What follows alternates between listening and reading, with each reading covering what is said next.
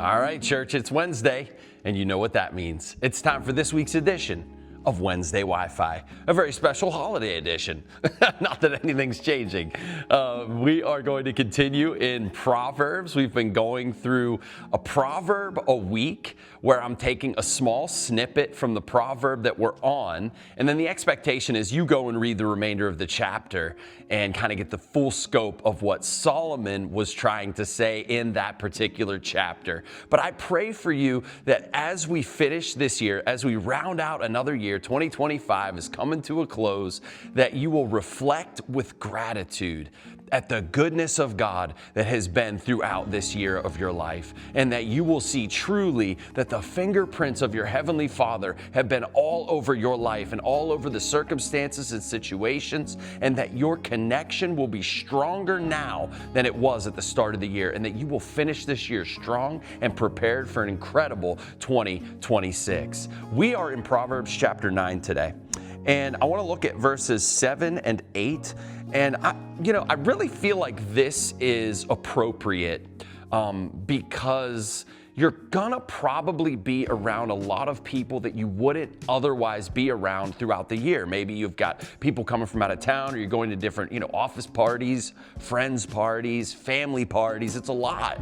And you're gonna encounter some people that might be intrigued by your faith and are desiring genuinely to know more about your faith, but you may also encounter some people that are in opposition. And those are the people that I want to address that you might come across. And here's what Solomon says about that. Whoever corrects a scoffer gets himself abuse, and he who reproves a wicked man incurs injury. Do not reprove a scoffer, or he will hate you. Reprove a wise man, and he will love you.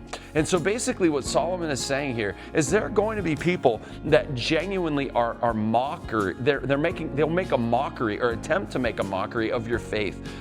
They'll find ways to downplay Christianity or downplay Christ, or even this time of year, this sacred time of year, we celebrate the birth of Jesus. And they become exactly what Solomon is saying here. And he's saying, listen, if you try to engage someone in a meaningful way that is a scoffer or a mocker, you're probably going to have it come back to bite you, because they're not interested genuinely in what you want to hear. They lack a coachability in life.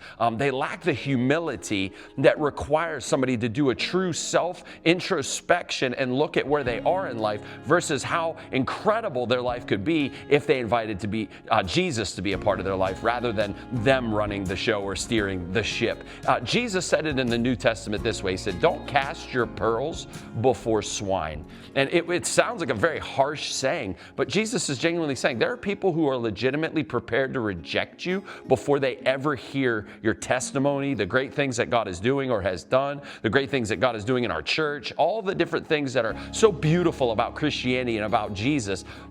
He says, look, there are people that are going to desire just to fight that tooth and nail, and it's literally you trying to share something so beautiful as your faith or your testimony is literally like casting pearls before swine.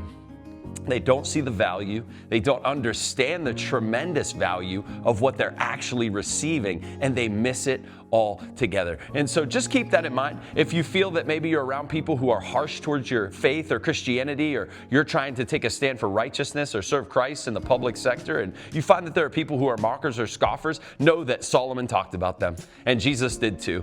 There's always going to be that small sector of people that are aggressively against your faith, but you continue to stand strong, continue to stand firm, and know that Jesus is indeed the reason for the season. Here's your sermon in 60 seconds. What an incredible Christmas services we had. Oh my goodness, 3 powerful services, the choir, the worship, the dance, the troop, everything so wonderfully knit together. We celebrated the 74 children that we blessed with our Christmas offering. Over 600 presents were wrapped by our women's ministry and then distributed throughout the tri-state area, matter of fact. So incredible, just a tremendous day of celebration. And we talked about the gospel truth on you and how God is so interested in every detail of your life.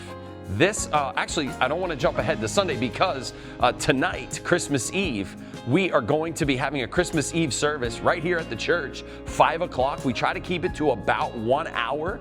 We want to make sure that I know you got stuff in the oven, you're baking, you're cooking, you're going, you're doing, you're hosting. And so we want to respect your time, but we still want to honor Jesus. And so that's going to be a powerful candlelit communion service that we'll try to keep to about 1 hour tonight from 5 to 6. And then Sunday, we'll wrap up the year. It'll be our final service of 2025, and it's a year-end celebration. I hope to see you at everything, but if I don't see you, Merry Christmas and a Happy New Year. I love you, church. God bless you.